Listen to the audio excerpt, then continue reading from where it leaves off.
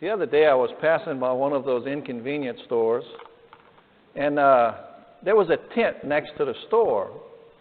And on the tent, there was a banner that hung on the tent, and it said, "Free phones." And the first thing that went through my mind, I said, well, how nice is this? You know, that people can get a phone for free, knowing how much I pay for mine. And there was two gentlemen sitting at a table underneath that tent.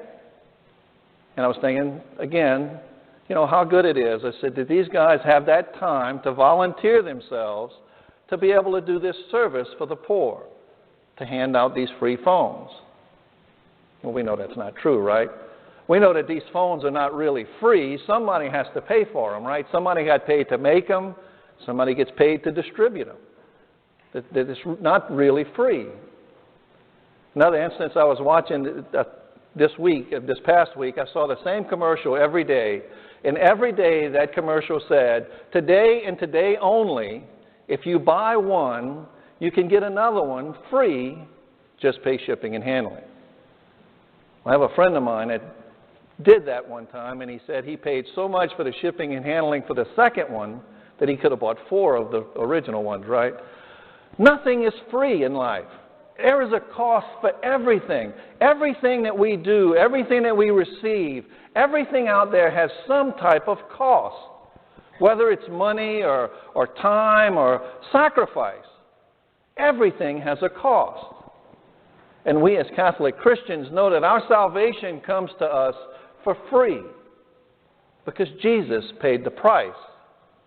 You see, there was a cost, right? If Jesus had not died on the cross for us, we could not have received that salvation. That was the cost. He paid the price for us. We all know that. But what does it cost us?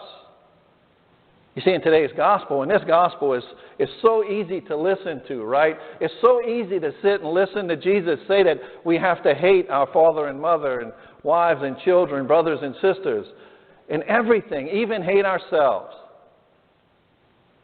Isn't that so easy? You know, it's so easy to understand what Jesus is trying to tell us. Because what he's trying to tell us is that we have to put God first. And I hate to say it this way, but he says we have to remove all the other distractions. And that's family and friends and everything. Because we sometimes put them ahead of God. And he's telling us today to be a disciple, we have to put God first every day of our lives, every moment of our lives. God has to be first. Why? Because he paid the price for us. He's asking us to surrender our will to him so that his will can become our will. That's what this gospel is telling us today. The only true possession we have is our will. And that's what he's asking us to surrender to him. You see, when we can do that, when we can truly surrender, we can become those people of love. Because, right, God is love. And how would he tell us to hate if he's so much of a lover? But if we surrender our will to him, we become those true disciples. Jesus Christ will help us to become better people of love. We will love our family, our mothers and fathers more. We'll love our wives and children more. Our brothers and sisters more. We'll learn to love our enemies more.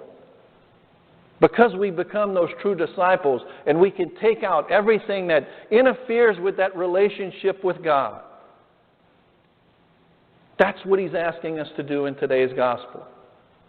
You see, one of those guys, I always listen to these guys that say, all you have to do to be saved is to accept Jesus Christ as your personal Lord and Savior.